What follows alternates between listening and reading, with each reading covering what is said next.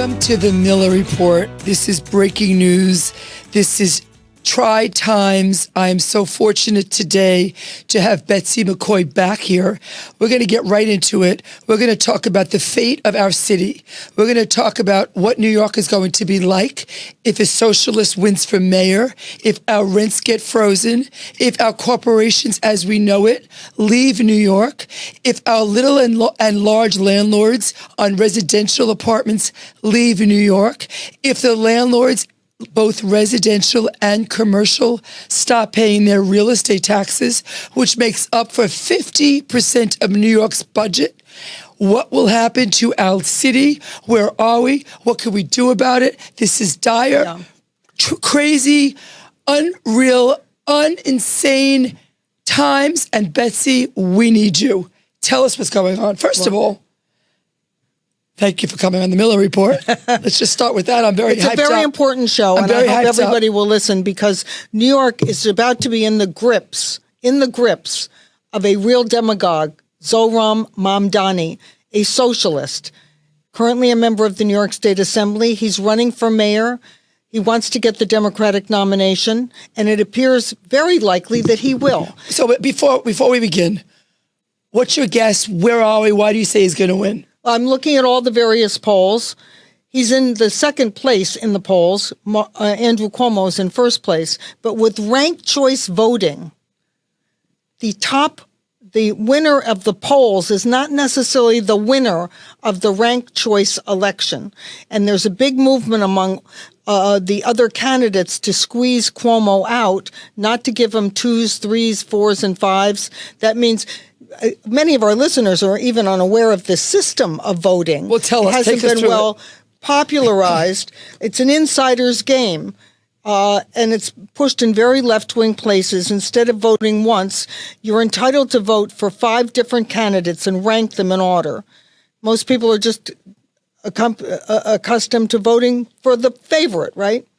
But in this system, you vote 1, 2, 3, 4, 5. But if you don't vote for anybody but one, does that hurt or help you? Well, it does. It's not whether it helps you. The candidate. Right. That's right. The fact is that to win, the person who gets a lot of 2s and 3s and 4s can win. They can beat the person who gets a lot of 1s if that person also gets a lot of 5s or doesn't get any other numbers except a few 1s. You see? So it's a game of complex arithmetic. I'm sorry. I think I'm a smart person. I'm having a tough time with this. That's right. And it's designed to be Is it better difficult for the average voter to put down 5 candidates or just the one they want? Put down the one they want, but rank them 1, 2, 3, 4, 5. How about if you don't rank anybody else and just the one you want? Well, then you're kicking yourself in the butt. Tell us why. Well, because you've got to avoid the worst candidate. In this case, the worst candidate, for those of us who don't want New York City to be a slum, the worst candidate is Zohran Mamdani. And let me explain why. He is promising voters, he is promising New Yorkers a multi-year rent freeze. Right? And he has the power to do that because the mayor appoints all 9 members of the rent guidelines board. So the mayor can say to them, we don't want any increase in rents at all, right? Never mind that landlords, owners of small and large complexes alike are confronted with water increases, electrical increases, tax increases, you name it. Insurance. Insurance, everything. So he's threatening a multi-year rent freeze. And this is just his way of winning it. This is demagoguery. He sees the following. Somewhere between 1.7 million and 2 million voters in New York live in rent-regulated apartments. There are about 986,000 units, but several people live in each one, right? How many people turn out in a mayoral election? Last time, only 1.1 million. So even if half the people he promises a rent freeze to show up, they've got it. They're going to sweep the city. This one promise can turn the election. But some of the people I've talked to are on the hopes that Mamdani wins because they think it'll be easier for Eric Adams to win against Mamdani than Cuomo. What's your thoughts on that? I'd like to hear that explanation. To me, we know that Mamdani, if he wins the Democratic primary, also will have the Working Families Party and November. So he'll have 2 lines, right? At that point, it's a very unpredictable race, but no one can deny that Mamdani will have a fair shot at becoming mayor. What can we do about it? Well, I'm doing 2 things. Save New York City, save NYC, and you can come to savenyc.org. We've got a website. We've got a lot going on. We are trying to reach out to the large number of unheard, common sense New Yorkers who don't want to see New York turned into a slum. Why isn't anybody run on a common sense line? John Catsimatidis, you need to run for mayor under common sense. That's right. That's a good one. Common sense. It's too late, unfortunately, for additional people on the ballot. Believe me, it's a shame. But the fact is that we need to reach out to the broad majority of unheard New Yorkers who don't like this demagoguery, who don't want to see New York taken over by extremists, and encourage them to participate, to get out and vote. It's a shame that only 12% of New Yorkers vote in the mayoral race. But Betsy, wherever I go, I ask people, I accost people on the streets, are you voting? Get out and vote. I would say 75% don't vote Democratic and they don't vote in New York. Well, so you're in an elite circle of people who have residences other places. I accost people on the streets. Yeah, well. So they're independent. They're not voting in the primary. 12%, only 12% of New Yorkers entitled to vote because they live here showed up for the last municipal election. 12%. That's pathetic. We can prevent this if we can get the common sense, unheard, hardworking, law-abiding majority to come out who know that we don't want a socialist New York, right? How many of those And then people? the second thing we're doing is I'm forming a PAC, and this will be a pool of funds. I'm going to ask people to donate. You can donate an unlimited amount, and it will go to candidates in New York State who will pledge to deregulating rents. In other words, we have to roll back the state laws that have made owners of property victims. And right now what's happening in New York is that the socialists, a woman from the Hudson Valley, has put forward a bill that will pass eventually called the Rest Act to make rent regulations statewide. Can you imagine it bringing the same ruinous situation to the rest of the state where there's a cap on the rents, but no cap on the expenses that owners have to face to maintain the buildings. So owners are abandoning the buildings. They're not maintaining the buildings. And New York is going to be a slum soon. It's already happening. And it's going to be much worse if Zohran Mamdani imposes a multi-year rent freeze. But back to the PAC. I'm establishing a PAC so that people can donate. I hope that members of the real estate industry, but just common sense New Yorkers everywhere will donate. And then we will support lawmakers throughout the state who are willing to vote against rent regulation, or willing to vote to make this a free market state like most other parts of the United States. Look at a place like Denver, Colorado. No rent regulation, lowest rents in the nation, lowest increases. If you look at the cities that have the most moderate rents and avoid soaring rent increases, they're the cities without rent regulation. How many people do you think are independents that you're trying to get here? What number? Was there a number on it? Of voters that are independent that you can capture, or that, no, and I don't mean independent. I will say persuadable undecided. purples. Let's call them persuadable purples. New York is a blue state, but there's about 500,000, a little more than 500,000 New Yorkers who traditionally vote Democratic, but they're not extremists. They're not going to go for the socialists. For example, there are 573,000 New Yorkers who voted for Joe Biden in 2020, but would not move leftward with their party to vote for Kamala Harris in 2024. Those are ours for the taking. We should reach out and get those voters on this issue and say, you believe in free markets. You believe in the capitalist system. You know what socialism looks like. I remember visiting Poland before the wall came out. You went into a supermarket, there was nothing on the shelves. Mamdani wants government-run supermarkets here. I want to just interrupt this by letting my audience know, the several million people that do listen, that Betsy really does come, not only is she so pretty, but she also comes with fantastic pedigree, where the city was doing its best under Pataki. That was the only time we had a Republican governor. And Betsy, you were lieutenant governor at the time, right. correct? I was so lieutenant there is governor. a chance that there is help. There is hope. Yes. Explain to us. Everybody needs a little hope. We don't want to feel defeated. No, we need to we don't. feel. We shouldn't feel defeated. But what we should feel is mobilized. Mobilized. Come to savenyc.org. I will help you get mobilized. We have committees working on this, not committees to sit around and talk, committees to do things. And as I said, I am forming a PAC that will have the major goal to deregulate rents in New York State. We have to do it in Albany. Most of the problems New York City is facing are caused in Albany, and they will be fixed in Albany. You know, Suzanne, you and I have hearts. Everybody listening has a heart. We have a heart for people who are too poor to afford their rents, too people to afford their groceries. But there's a better way to do this.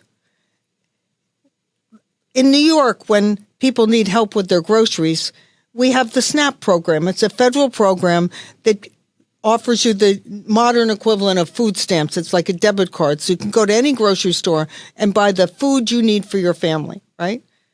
We don't tell a grocery store, you have to sell to this family at below what it costs, right? But that's what New York is doing with rents.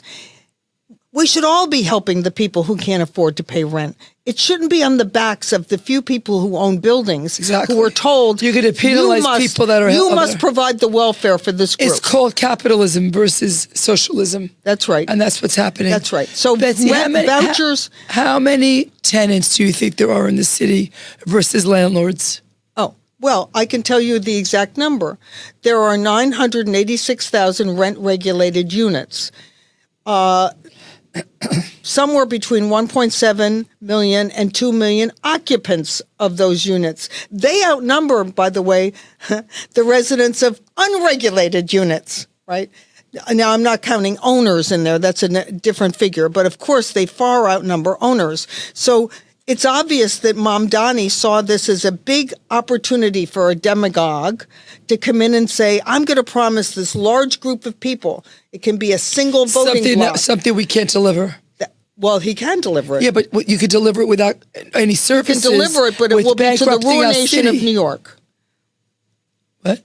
He can deliver it, but it will be to the ruination of New York, because it will turn New York into a slum. You can already see a large number of rental buildings falling into disrepair because the owners can't afford to keep them up.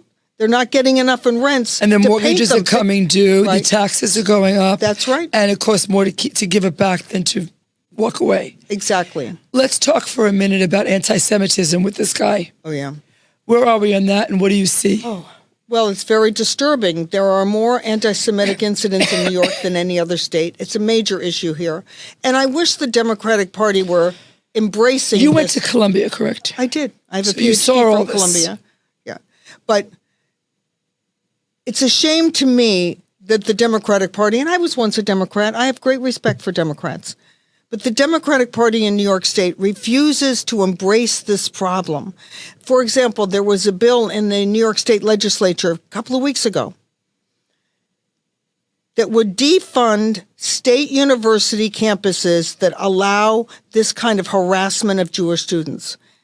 Every Democrat voted against that bill. Even the Jewish ones. Well, I didn't look at their religious affiliation, but I know the votes. The Democratic Party should be standing shoulder to shoulder with the Republican Party, the Conservative Party, everybody in New York to stamp out anti-Semitism. It shouldn't be a partisan divide.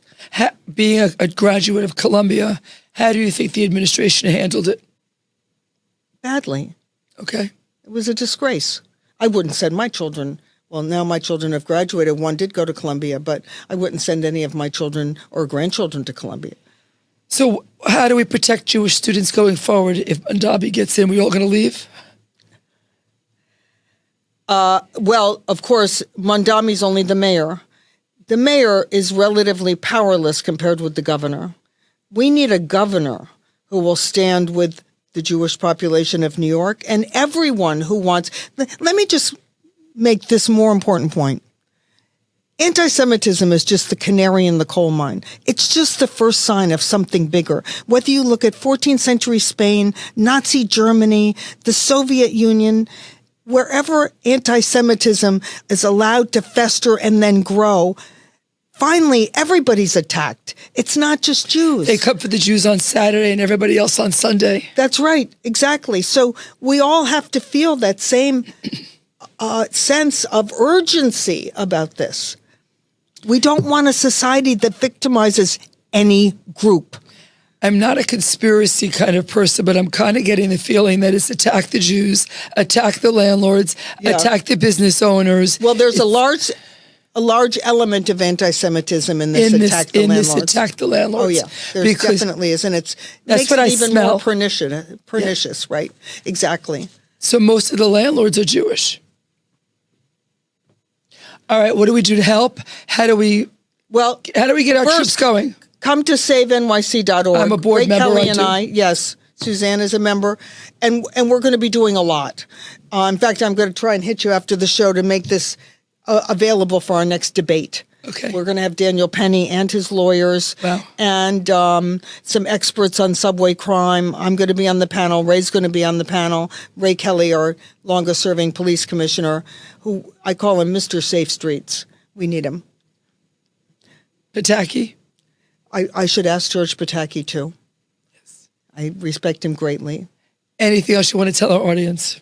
I want to tell our audience that this is not the end of New York, but this is the time to stand up and stand firm and make our younger New Yorkers, because I look at Mamdani's following. It's all these young college kids who think there's something glamorous about socialism. We need to tell them the truth about what it means. The people who suffered in Eastern Europe under socialism, the people who have suffered in Latin America under socialism, the people who have suffered in Cuba under socialism. Take them on a trip. I took my parents are Holocaust survivors. Yes, so I can tell you all about what my dad was born in Russia. My mom was born in Poland. The grocery stores were empty.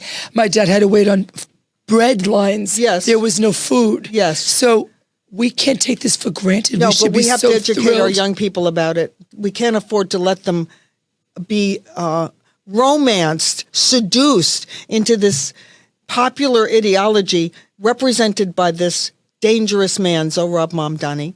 Okay, we got that. We're going to roll with it. Never bet against New York, though, because I'm still rooting, and maybe one day you'll be governor. Thank you. I'm rooting, and I'm sure not leaving. Okay, thank you. Thanks for coming on the Miller Report.